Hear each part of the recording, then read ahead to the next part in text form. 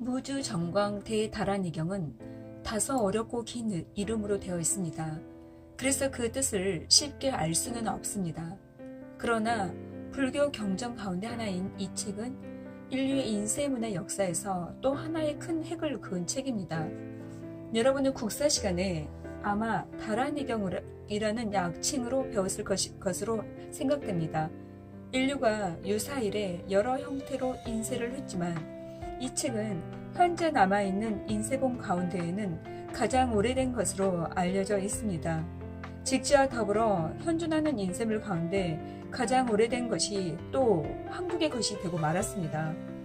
이런 것은 하나만 있어도 대단한 것인데 이렇게 두 개씩이나 되니 아무리 아니라고 해도 신라나 고려는 세계적인 문명국임에 틀림없습니다. 여기에다가 나중에 보게 되겠지만 고려대장경까지 가세하면 과거의 한국은 문화가 대단한 나라였음을 알 수 있습니다. 원래 세계 최고의 인쇄본을 소장하고 있던 나라는 한국이 아니었습니다. 우리나라가 아니라 일본이 그 주인공이었던 것이죠. 우리의 다란이와 같은 종류의 것으로 일본에 있는 백만탑 다란이라는 이름의 경이 바로 그 주인공이었습니다. 그런데 우리의 다란이 경이 발견되면서 일본 것을 20년이라는 근소한 차이로 앞지르게 됩니다. 이 점은 다시 뒤에 보기로 합니다만 우리의 다란이 경이 발견하게 된 경위가 여간 극적인 것이 아닙니다. 그 장면은 많이 알려져 있지만 하도 극적이라 다시 한번 보기로 하겠습니다. 1966년의 일이었습니다. 지금도 도굴꾼이 적지 않지만 당시 우리나라에 있던 문화재는 모두 도굴꾼의 먹잇감과 같았습니다. 어떤 강큰 도굴꾼이 불국사 앞마당에 있는 석가탑을 도굴하려고 마음먹었던 모양입니다. 탑 안에 있는 사리함을 가져가려고 했던 것이겠죠. 그래, 밤에 몰래 작업하다 그만 시간이 부족했던 모양입니다. 석가탑의 돌이 너무 무거웠던 거예요. 도굴꾼들의 이야기에 따르면 그런 무거운 돌 드는 장치도 아주 쉽게 만들 수 있다고 하더군요. 어찌 보면 당시는 정말 재미있는 시대였던 것 같습니다. 이렇게 큰 절 안들에 있는 탑을 해체해서 부장품을 훔쳐갈 생각을 했는지 그때는 그렇게 모든 것이 허술했나 봅니다. 밤새 작업하던 도굴꾼들이 아침 예불할 시간이 가까워져 가는데도 아직 작업을 못 끝낸 거예요. 그래서 할 수 없이 탑신을 대충 제자리에 놓고 도망갔답니다. 이윽고 스님들이 예불하러 와보니 석가탑의 탑신이 이상하게 조금 삐뚤어져 있는 거예요. 그래, 무슨 일이 있었구나 하는 생각과 함께 어차피 탑신을 제대로 놓아야 하니 그 김에 한번 탑을 해체해보자 하는 생각이 들었던 모양입니다. 그렇게 해서 그해 10월 탑을 해체해보니 2층 탑신부에 사리함이 있었고 바로 옆 공간에서 이 다란이 경이 발견되었던 것입니다. 곧 이 경의 출간 연대를 조사하게 되었습니다. 이 경이 중국에서 번역된 게 704년이고 불국사가 창건된 게 751년입니다. 따라서 불국사가 창건연대인 751년 이전에 이 경이 만들어진 것으로 학계서는 추정하게 되었습니다. 이에 비해 일본 것은 770년에 간행되었으니 우리 것에 비해 적어도 20년 정도 뒤진다고 하는 것입니다. 석가탑 다란이경은 발견 당시 앞부분이 심하게 부식되어 있었습니다. 그리 또 선화가 진행되어 1988년부터 1989년까지 대대적으로 수리하고 보강하여 현재의 모습을 갖추게 됩니다. 이렇게 해서 우리는 세계에서 가장 오래된 인쇄본을 갖게 되었는데 심각한 문제가 생겼습니다. 중국 측에서 이 다란이 경이 자기 것이라고 주장하기 때문입니다. 제가 일전에 어떤 TV 다큐멘터리를 보니 중국의 어느 박물관에서는 이 다란이 경의 모사품을 진열해 놓고 아예 중국 것이라는 문구를 써 놓았더군요. 중국에서 만들어서 신라에 보냈다는 것이죠. 이 점은 중요하기 때문에 더 자세하게 보아야 합니다. 그러기 위해서는 이 다란이 경 자체에 대해서 먼저 보아야 합니다. 이 경은 어떤 성격의 경이고 왜 탑에 봉안되어 있는 것일까요? 우선 무구정광 다란이 경이라는 다소 생소한 이름은 무슨 의미일까요? 이 이름을 풀이하면 한없이 맑고 깨끗해 어떤 때도 없는 빛을 발하는 다란이를 수록한 경전 정도쯤으로 해석될 수 있겠습니다. 여기서 말한 다란이는 신령한 힘을 가진 주문을 말합니다. 여러분이 가장 잘 아는 것으로 온만이 밤매흠도 같은 주문입니다. 이 주문에는 신비한 힘이 있어서 주문만 외워도 온갖 나쁜 일을 막을 수 있고 또 좋은 일을 생기게 할 수도 있다고 믿었습니다. 그래서 이런 주문만 암송해도 해탈에 이른다는 불교 종파도 있습니다. 사실 나무와 아미타불도 이런 주문의 일종이라 할 수 있죠. 이 다란이경의 내용에는 불교 신앙과 관계된 복잡한 이야기가 있지만 그런 건 우리의 주제에 직결되는 것이 아니니 모두 생략하기로 합니다.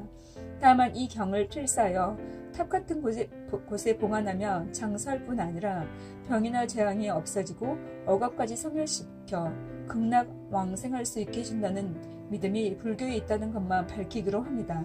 그런데 이렇게 할 때 조건이 하나 있습니다. 그것은 이 다란이경을 77회 또는 99회 필사해야 한다는 것입니다. 그렇게 해서 탑 안에 앉지 않는데 석가탑 안에 있는 것은 그 여러 번 필사한 것 가운데 하나가 되는 것입니다.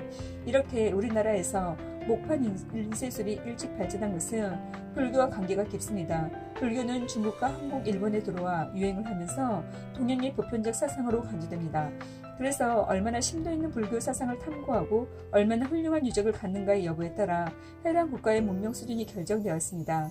따라서 중국이나 한국 같은 나라에서는 저마다 불교를 진작시키고자 많은 노력을 기울이게 됩니다.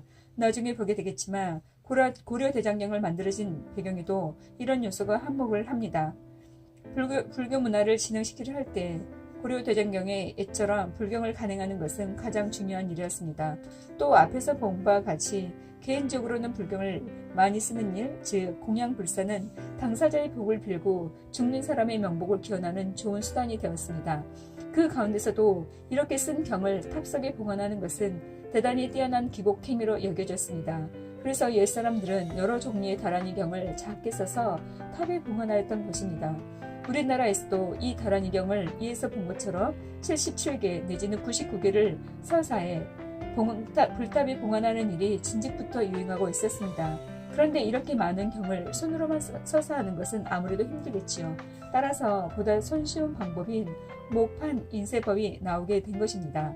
그 결과물 가운데 하나가 석가탑 다란이경이고 일본의 백만탑 다란이인 것입니다. 그럼 이 석가탑 다란이경이 어떻게 생겼는지 볼까요? 아마 불교 경전에 대해 잘 모르는 분들은 경전을 인쇄한 것이니까 꽤 클 것이라고 생각할지도 모르겠습니다. 그러나 탑 안에 사리함을 넣는 공간에 곁들여서 넣는 것이기 때문에 절대 클 수가 없습니다. 이 경은 세로 높이가 약 6.6cm 정도밖에 안 되고 가로는 길이가 약 55cm 정도 되는 종이를 12장 붙여서 만들었습니다. 세로가 7cm도 안 되는 아주 작은 책이지요. 그러나 전체 길이는 6m를 상회하니 꽤 깁니다. 이렇게 길이가 기니 당연히 두루마리 책의 형태로 만들어졌습니다. 이렇게 작은 종이에 세로로 글을 써 놓았는데 세어보면 한 면에 62줄로 되어 있는 것을 알 수 있습니다. 그리고 각 줄에는 평균 8자가 인쇄되어 있습니다. 이 정도면 이 경의 크기나 구성이 눈에 들어오십니까? 그야말로 소형 인쇄본입니다. 이 경은 1967년에 국보 127호로 지정됩니다. 당시 석가탑 2층 탑신 내부에서 발견된 사리함 등도 같이 지정됩니다. 석가탑 다란이경의 기원 문제를 놓고 중국과의 논쟁을 보기에 앞서 한일 양국의 다란이경을 비교해 보았습니다. 이 두 다란이경의 출간 연대는 20년 정도밖에 떨어져 있지 않지만 그 질에서는 차이가 많이 납니다.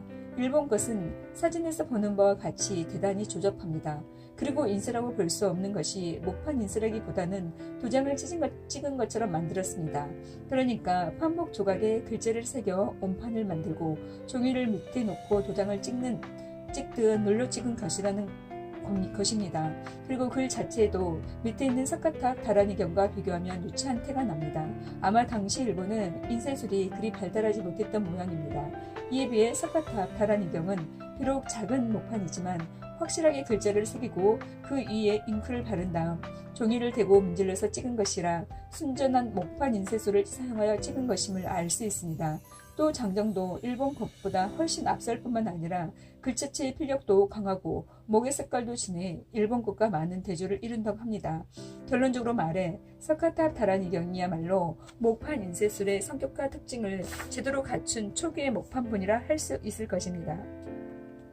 이 유물과 관련해서 가장 문제되는 것은 앞에서도 언급한 것처럼 중국과 얽힌 기업 문제입니다. 이것은 이 경에 어디서 누가 출관했는지를 밝혀주는 관계가 없어서 생긴 문제입니다. 욕심 같아서는 잭지처럼 고려의 승려 백운이 썼다고 하니 문구가 있어 나라와 저자의 이름이 확실하게 밝혀져 있으며 중국에서 시비를 걸지 못했을 텐데 하는 아쉬움이 있습니다. 그러면 중국 학자들은 어떤 근거로 이 다란이경이 중국에서 만들어졌다고 주장하는 것일까요? 중국 학자들은 이 다란이경이 700년대 초에 중국에서 번역되고 인쇄되어 신라로 가게 된 것이라고 주장합니다. 그 근거로 그들은 이 다란이경에 당의 여황제로 이름 높았던 측천무 때 만들어진 한자가 들어가 있다는 점을 제시합니다. 측천무는 황제가 되어 자기가 독특한 존재라는 것을 국민에게 각인시키기 위해 새로운 한자를 만드는데 그 글자들이 이 경문에 들어가 있다는 것입니다. 다란이경에 이 글자들 가운데 사중이 포함되어 있는데 이 글자들은 하도 독특해 여기에 적기가 힘듭니다. 시자를 예로 들어보면 산수토자를 합해와 같이 완전히 새로운 글자로 만들어 버립니다. 땅에는 산과 물과 흙이 있다는 뜻이겠죠. 중국 학자들에 따르면 이 경에 이런 글자를 썼다는 것은 당시 당나라가 아니고서는 불가능하다는 것이에요. 그래서 이 경이 당나라에서 제작 인쇄되었다고 주장하는 것입니다. 중국의 이러한 태도를 이해할 수 있습니다. 종이나 화약, 인쇄술처럼 고도에 통용되던 타이 테크닉이 대부분 중국 것인데 이 가운데 세계 최초의 인쇄물은 작은 변방 국가인 신라에게 뺏기기 싫은 마음이 들 수 있겠죠. 앞에서 지나가면서 이야기했지만 세계 최초의 금서발자 인쇄본인 우리의 잭지도 프랑스 국립도서관에서는 중국책으로 분류되어 있지 않았습니까? 그것을 한국인 박병선 박사님이 찾아내신 것이고요. 그런 까닭인지 세계 최초의 인쇄본만큼은 중국이 차지하고 싶었을지도 모르겠습니다. 중국 학자들의 이러한 주장이 먹혔는지 중국 과학사를 정리해 세계적으로 이름 높은 리덤 교수도 자신의 책에 이 경을 중국에서 만들었다고 주장하고 있습니다. 중국 학자들의 주장에 대해 한국 학자들은 이렇게 응대합니다. 우선 측천무가 만들었다는 그 글자는 반드시 중국에서만 썼다고 볼 수 없지 않은가. 즉 이 글자가 나온 게 다란이경보다 50년이 앞섰는데 그렇다면 신라에도 이 글자가 들어와 통용되고 있어 다란이경을 쓸 때 이 글자들을 쓸 수도 있었다는 것이죠. 이 외에도 다란이경이 한국산이라는 증거는 적지 않습니다.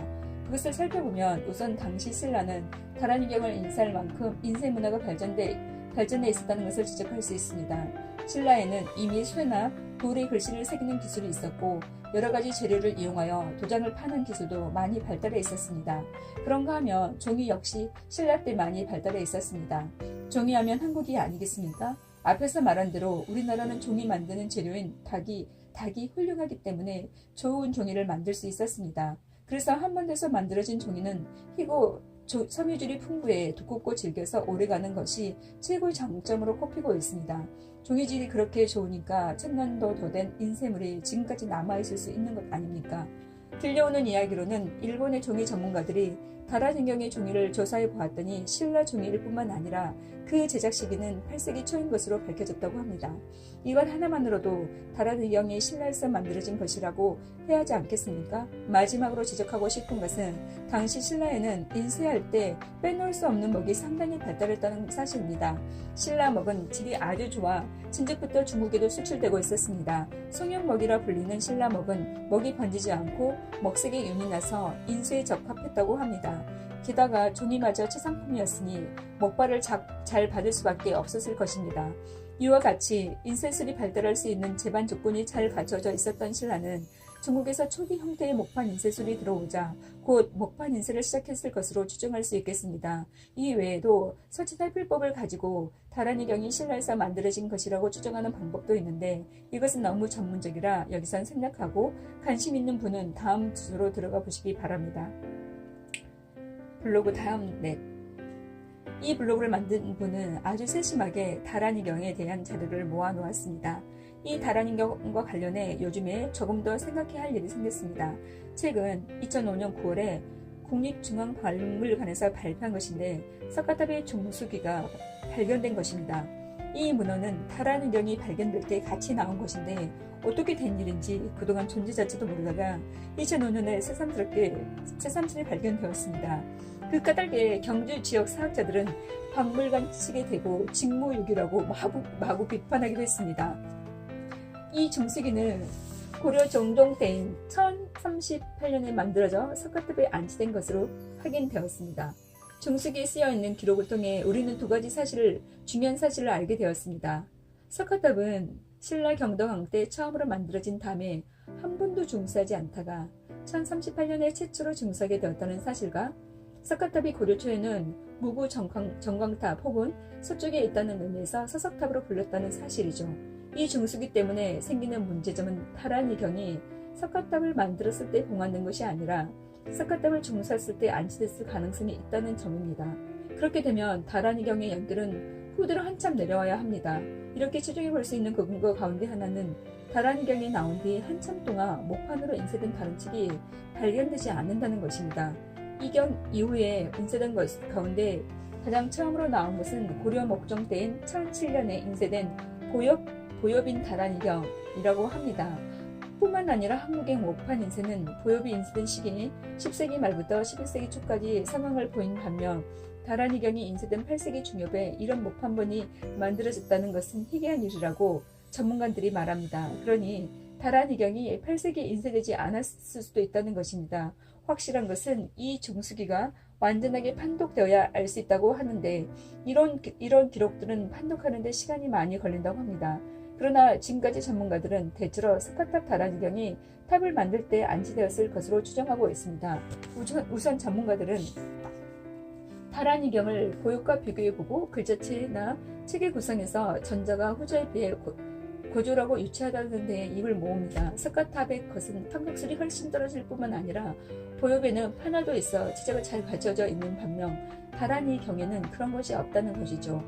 다란이경이 만일 이 종수기를 만들 때 같이 만들어졌다면 다란이경에는 보엽 정도 혹은 그 이상의 인쇄술이 구현되어야 하는데 그렇지 않으니 연대적으로 볼 때 앞설 수밖에 없다는 것입니다. 사실 간단하게 생각해봐도 석가탑이면 최고의 탑인데 그런 탑에 넣을 다란이경이라면 당시 최고의 기술을 이용하여 인쇄하지 않았겠습니까? 다란이경은 그런 최고의 인쇄술과는 거리가 멀다는 것이죠. 다시 말해 다란이경은 석가탑을 만들 당시의 수준에 맞는 인쇄술로 만든 경이라고 할 수 있겠습니다. 이렇게 생각해보면 다란이경이 8세기 중엽에 만들어졌다는 것은 사실로 보입니다. 지금까지 우리는 활자와 관계된 우리나라의 여러 가지 유물을 보았습니다. 한국은 활자는 확실히 특별한 인연이 있는 나라인 것처럼 보입니다. 우리나라가 활자나 인쇄학 연관에서 세계 기록을 2개나 보유하고 있기 때문입니다. 그것도 그저 그런 2개가 아니고 문화의 척도를 할 수 있는 활자 혹은 인쇄본을 인류사 전반에서 최초로 발명한 것이니 보통 기록이 아닌 것이죠. 이런 것은 하나만 있어도 대단한 건데 우리는 2개나 보유하고 있는 것입니다. 그런데 우리 조상이 지니고 있던 혁혁한 문기는 이제부터 시작입니다. 이 마당을 끝맺기 전에 한 번 이야기하고 싶은 것은 저는 이전부터 우리나라 출판사에 대해서 의문을 갖고 있었습니다. 현지 한국인은 책을 안 읽기로 정평이 나 있습니다. 이것은 출판 관계자들을 만나면 한결같이 듣는 이야기입니다. 저도 학교에서 학생들을 가르치면서 항상 느끼던 생각입니다. 앞책에서도 언급했지만 우리나라의 노래방은 수만 개에 달하는데 도서관은 500개에 불과하다고 하니 그 실정을 알 수 있겠습니다. 그런데 우리 국민이 담합을 한 것처럼 책을 안 읽는데도 출판사는 하루가 멀다고 생겨납니다. 그리고 신간도 무진장 나옵니다. 이 까닭에 한국은 지금 출판에 가난한 세계에서 항상 10위 언저리에 있습니다. 이것은 출간되는 책의 양을 가지고 계산한 것인데 물론 이 가운데 참고서나 어린이용 도서가 많은 부분을 차지하지만 어찌됐든 엄청난 책들이 출간되고 있습니다. 책을 이렇게 안 읽는데도 책이 많이 나오는 이유는 무엇일까요? 여러 가지 이유가 있겠지만 우리 한국인에게는 워낙 강한 문기 전통이 있어서 다시 말해 책을 내는 행위가 문화적으로 내재되어 있어서 우리 자신도 모르는 사이에 조상에게 물려받은 대로 행동하는 것은 아닌지 모르겠습니다. 요즘 잘하는 말로 한국인에게는 출판이라는 문화적 행위가 그네들의 DNA 속에 담겨 있어서 그저 그 내장된 프로그램에 따라 자신의 행위를 펼쳐나가는 것이라고 할 수도 있겠습니다. 그리고 출판하는 행위가 고도의 문화적 태도로 간주되는 경향이 있어 좋은 인문학 계통의 출판사를 운영하는 것이 선망의 대상으로 보이는 일마저 생겨나고 있습니다.